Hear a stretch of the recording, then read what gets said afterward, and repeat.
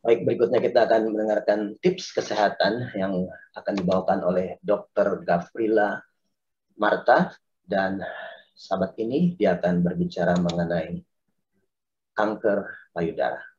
Silahkan, dokter. Selamat sahabat kepada kita semua. Sebelumnya saya minta izin untuk bisa share screen. Silakan. Dan itu siapa itu?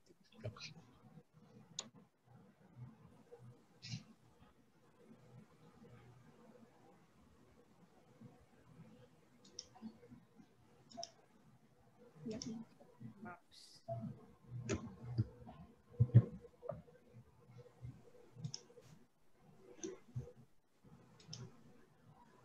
Baik, apakah sudah kelihatan slide-nya? Ya, silakan dok. Oke. Selamat sahabat buat kita semua. Pada pagi hari ini saya mau memberikan sedikit informasi tentang kanker payudara. Semoga bisa bermanfaat buat kita semua.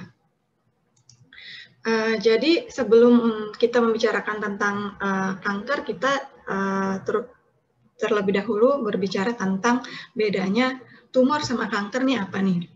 Jadi tumor itu adalah suatu pertumbuhan sel tubuh yang tidak normal. Ya, jadi kalau misalnya tubuh kita sel-selnya ada yang bermutasi, kemudian membentuk suatu jaringan yang tidak normal, yang berbeda dari yang normalnya, maka itu kita sebut tumor. Itu bisa berbentuk benjolan, dan tumor itu ada yang bersifat jinak atau ada yang bersifat ganas.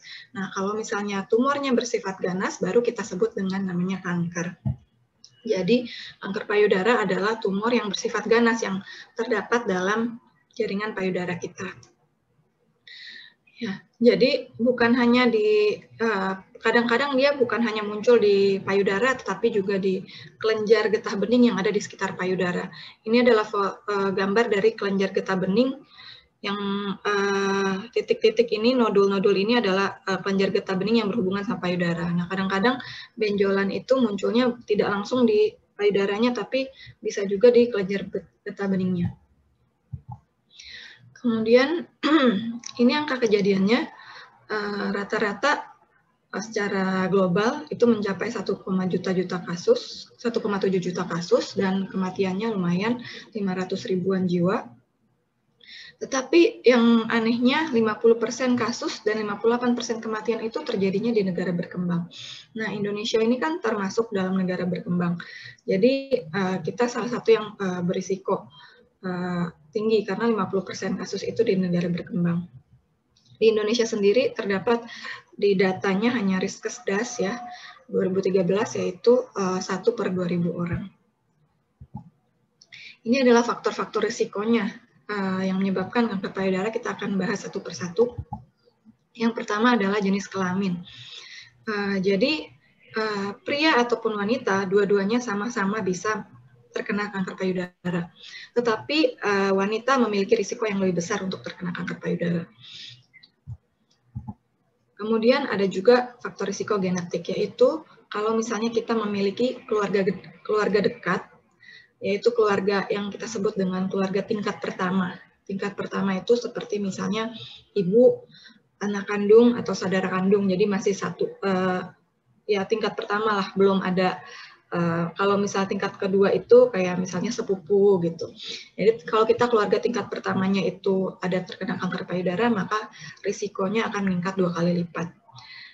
Tapi risiko juga akan meningkat kalau misalnya ada anggota keluarga yang lain yang menderita kanker payudara atau pernah menderita kanker payudara. Jadi bisa rekurensi, kemudian pernah mendapatkan penyakit tertentu yang ada dalam pada payudara yang bukan kanker. Jadi misalnya ada tumor-tumor jinak tertentu yang meningkatkan risiko kita bisa terkena kanker payudara. Seperti itu. Nah, ini misalnya pohon keluarga. Kalau misalnya Nancy, keluarga tingkat pertamanya adalah Frank dan Helen dan juga Jennifer gitu. Tapi kalau misalnya ini ke sini udah jauh. Jadi kalau misalnya antara mamanya ini atau saudara laki-lakinya atau anaknya terkena kanker payudara, maka dia akan meningkatkan risiko 2 kali lipat untuk terkena kanker payudara. Kemudian risiko juga meningkat seiring bertambahnya usia, tetapi akan menurun setelah usia 80 tahun. Nah, risiko juga bisa meningkat kalau kita pernah terkena radiasi. Gitu. Biasanya kalau ronsen ataupun CT scan memang lumayan besar radiasinya, tetapi teknologi yang sekarang udah lumayan bisa diminimalisasi untuk radiasinya. Jadi ada yang low dose CT juga. Tapi kalau terapi radiasi itu memang radiasinya sangat besar. Jadi sangat berisiko untuk bisa terkena kanker. Kemudian paparan hormon. Nah, ini menjelaskan kenapa wanita lebih berisiko untuk terkena kanker payudara daripada laki-laki. Karena wanita memiliki hormon estrogen. Nah, jadi kalau misalnya wanita mengalami menstruasi pertama itu sebelum usia 12 tahun, artinya dia lebih cepat untuk menstruasi daripada yang normalnya, atau dia menopause dimulai setelah usia 55 tahun, artinya masa suburnya itu lebih panjang. Jadi dia menstruasi lebih awal dan menopause lebih lama gitu. Berarti masa suburnya itu lebih panjang sehingga dia terpapar hormon juga lebih panjang daripada yang menopausnya lebih cepat atau yang menstruasinya lebih lambat. Begitu. Jadi paparan hormon itu akan meningkatkan risiko untuk terkena kanker payudara.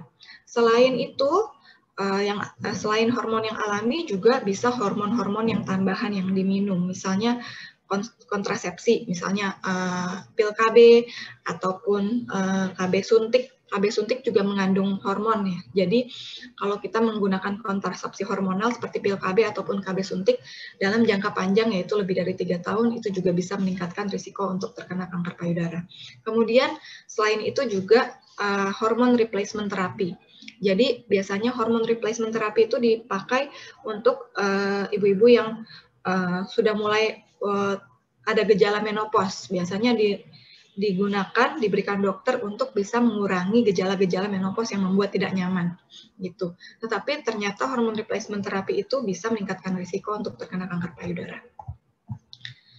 Nah, kemudian juga ada kematangan payudara. Jadi Tuhan menciptakan tubuh kita ini semuanya sudah matur ketika kita lahir, kecuali organ reproduksi kita. Organ reproduksi kita baru matur pada saat kita pubertas. Nah, usus payudara bagi ibu-ibu, bagi wanita, itu kematangan payudara baru benar-benar matang ketika dia sudah hamil dan melahirkan. Jadi kehamilan yang cukup bulan, kemudian dia melahirkan, baru payudaranya benar-benar matang. Itu. Jadi kalau misalnya wanita yang hamil pertama usianya lebih dari 30 tahun, maka itu akan meningkatkan risikonya. Kemudian juga kalau kehamilan pertama tidak cukup bulan atau tidak pernah cukup bulan kehamilannya, pada yang hamil prematur, itu juga risikonya akan lebih tinggi. Ataupun pada yang tidak pernah hamil dan juga yang tidak menyusui. Jadi walaupun sudah hamil, melahirkan tetapi tidak menyusui, itu akan meningkatkan risiko kanker payudara. Kemudian juga pada wanita yang memiliki payudaranya jaringannya padat. Gitu. Nah, ada juga faktor risiko yaitu gaya hidup, yaitu salah satunya kalau misalnya kita tidak aktif secara fisik. Artinya gaya hidup yang sedentary, jadi hanya duduk aja gitu, dan tidak ada olahraga, tidak ada aktivitas fisik, itu akan meningkatkan risiko untuk kanker payudara. Kemudian juga berat badan yang berlebih atau obesitas, terus konsumsi alkohol, rokok, atau terpapar zat kimia yang karsinogenik. Kekurangan vitamin D juga meningkatkan risiko kanker ya, bukan hanya kanker payudara, tapi semua kanker. Kalau kita kekurangan vitamin D akan meningkat risikonya. Kemudian stres dan kurang tidur juga akan meningkatkan risiko untuk kanker payudara. Ya. Jadi ini gaya hidup yang sedentary ya, jadi duduk terus atau ngemil terus sampai berat badannya berlebih, kemudian merokok atau minum alkohol, stres, dan juga kekurangan vitamin D. Kemudian juga ada polusi, karena kita hidup di kota Jakarta sangat rentan untuk terpapar polusi dari manapun. Salah satunya dari asap kendaraan, ataupun dari pestisida, dari makanan yang kita makan.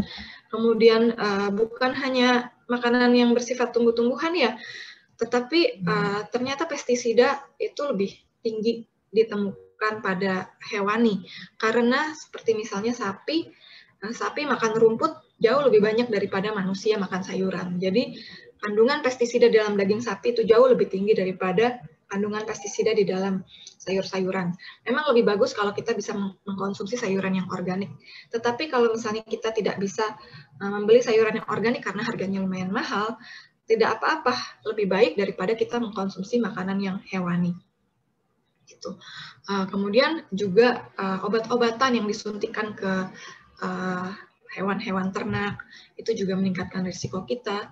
Kemudian ini adalah plastik. Jadi ternyata kita juga tidak lepas dari mikroplastik ya, dari makanan-makanan atau yang dari minuman yang kita minum, misalnya air mineral yang kita minum dari galon itu ternyata mengandung mikroplastik. Tetapi kita bisa minimalkan dengan cara memilih plastik-plastik yang aman untuk tubuh kita. Yang nomor 1, 2, 4, dan 5 ini termasuk aman. Biasanya yang bagus itu yang 5 ya, yang paling bagus karena dia lebih stabil. Jadi kalau kita membeli botol minuman, jangan lupa untuk kita periksa dulu ini nomornya nomor berapa, karena risikonya untuk kesehatan kita. Nah, ini karena banyak sampah plastik yang ada di laut ataupun di sungai, sehingga air-air yang difilter, jadi misalnya air ledeng dari yang air kotor dibersihkan kembali, itu ternyata akan mengandung mikroplastik juga, gitu. Jadi bagaimana kita bisa mencegah kanker payudara? Yang pertama, kita makan makanan yang sehat, terutama lebih banyak makan makanan yang bersifat nabati, yaitu buah-buahan dan sayur-sayuran, karena mengandung antioksidan tinggi dan juga kandungan pestisidanya jauh lebih kecil daripada makanan yang hewani. Kemudian jangan lupa untuk berjemur matahari, yaitu sesuaikan dengan warna kulit kita. Ini sudah sering sekali diulang-ulang. Sesuaikan dengan warna kulit kita, berjemurlah di jam 10 sampai jam 3 sore. Kemudian jangan lupa untuk beraktivitas fisik, itu berolahraga.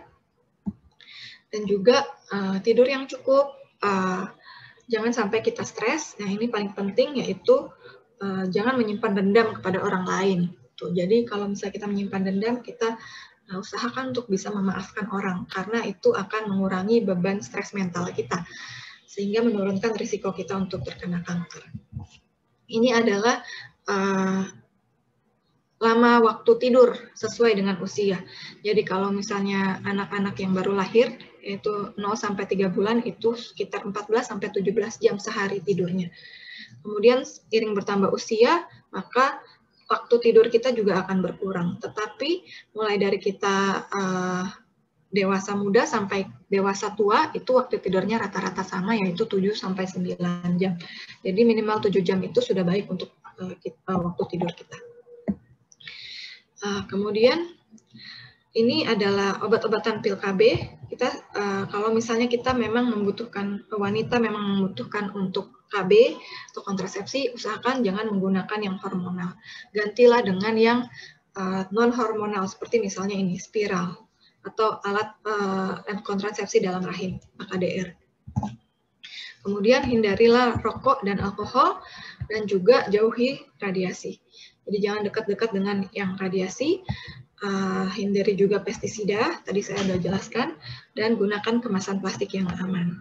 Ini adalah kemasan plastik yang tidak mengandung BPA, yaitu yang nomor 1, 2, 4, 5, yang 6, dan yang 7 ini other. Jadi kita harus lihat dulu apakah dia mengandung BPA atau enggak. Jadi dia bisa saja mengandung BPA, bisa saja tidak. Jadi 7 ini adalah satu komposisi yang dibuat khusus sama pabriknya gitu. Jadi kita harus periksa dulu. Dan juga kalau misalnya kita menggunakan produk perawatan tubuh, usahakan gunakan yang aman, yang tidak mengandung merkuri dan juga tidak mengandung paraben. Paraben itu adalah salah satu pengawet yang ada di dalam produk-produk perawatan tubuh, body care ataupun kosmetik. Jadi sebisa mungkin kalau kita membeli produk body care atau kosmetik, kita baca dulu komposisinya. Kalau mengandung paraben, sebaiknya kita jangan gunakan. Kemudian ini yang paling penting, yaitu screening kanker payudara. Ini sebenarnya harus diketahui oleh semua wanita, karena penting untuk melakukan screening sendiri sejak dari usia pubertas. Jadi ini ada yang namanya sadari, yaitu periksa payudara sendiri. Kemudian ada yang namanya sadanis, yaitu periksa payudara oleh petugas medis. Dan juga ada alat penunjang medis, seperti misalnya mamografi ataupun USG. Tetapi yang paling penting yang kita tahu adalah sadari. Jadi kita harus bisa memeriksa payudara sendiri. Ini bisa dilakukan sendiri di rumah sejak usia pubertas, terutama apabila kita memiliki faktor risiko.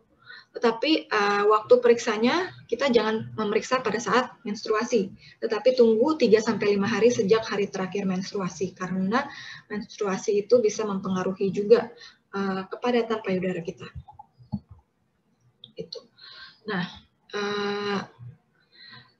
kalau yang ini pemeriksaan payudara klinis oleh petugas medis ini dilakukan untuk usia 20-40 tahun minimal tiap 3 tahun, dan untuk usia di atas 40 tahun minimal setiap setahun sekali. Atau misalnya kita pada saat pemeriksaan payudara sendiri kita menemukan hal-hal yang kita curigai, misalnya ada benjolan, kita juga pergi ke dokter untuk dilakukan sadanis, seperti itu. Alat penunjang medis yang biasa dipakai itu mamografi, bisa mendeteksi benjolan sejak 2 tahun sebelum muncul gejala, dan juga ada USG payudara dan MRI payudara. Ini biasanya nanti ditentukan oleh dokter sesuai dengan kebutuhannya. Nah, ini ada gambar-gambar yang sebenarnya diperlukan. Kita akan lihat aja secara cepat ya. Kalau misalnya yang perlu dicurigai, kalau misalnya ada yang seperti ini, maka harus cepat ke dokter. Ya, ini benjolan di payudara. Benjolan di payudara, kemudian juga apabila perubahan warna kulit seperti kulit jeruk, kemudian apabila nipelnya berubah bentuknya, atau ada merah-merah kemerahan, atau ada dimple seperti kempot, atau ada keluar darah. Nah, apabila kita melakukan pemeriksaan dan kita lihat ada hal-hal yang seperti itu di payudara kita, maka sebaiknya kita langsung ke dokter. Gitu. Nah, untuk pemeriksaan payudara sendiri, untuk sadari, sebenarnya ada videonya, tetapi sepertinya kurang appropriate untuk ditampilkan di sini. Mungkin bisa untuk ibu-ibu cari sendiri di YouTube, sadari, nanti akan keluar video-video yang mengajarkan kita bagaimana caranya kita bisa memeriksa payudara sendiri, bagaimana cara merabanya, bagian mana saja yang harus diraba, bukan hanya di payudara, tetapi juga biasanya di ketiak dan juga di bagian dekat tulang selangkah. Itu karena tadi ada kelenjar getah bening juga yang di situ. Gitu.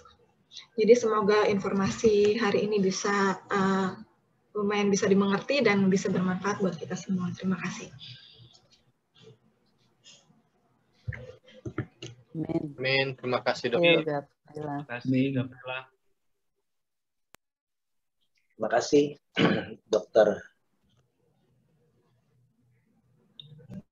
Gabriela, atas tips kesehatannya. Baik, kita akan melanjutkan acara kita. Kita akan mendengarkan sebuah lagu pujian yang akan dibawakan oleh Chia Sisters.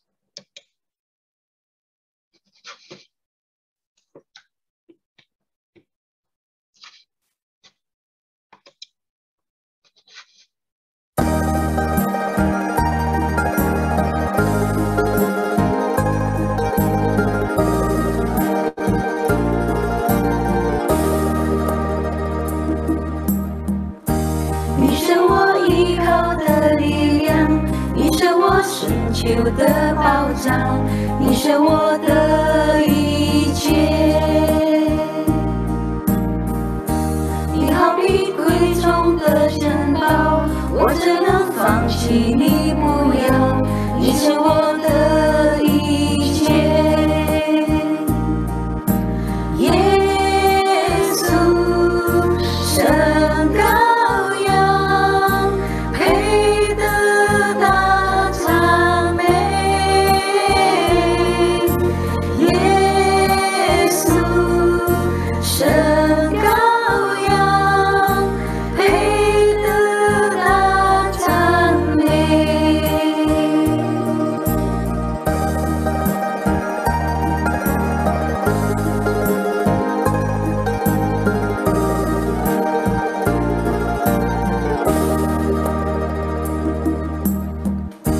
担当我罪灾和羞辱，洗礼复活我们救赎，你是我的一切。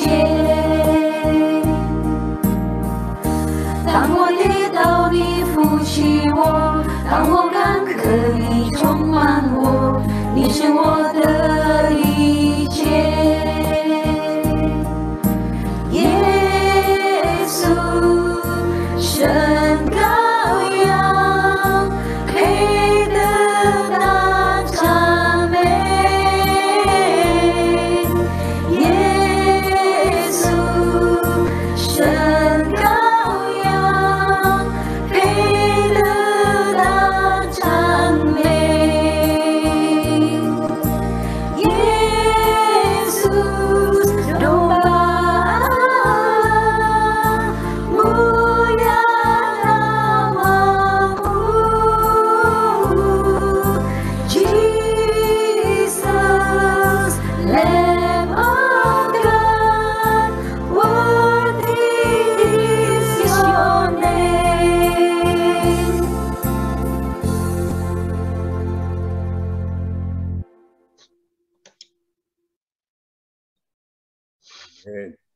Amin. Amin. Amin.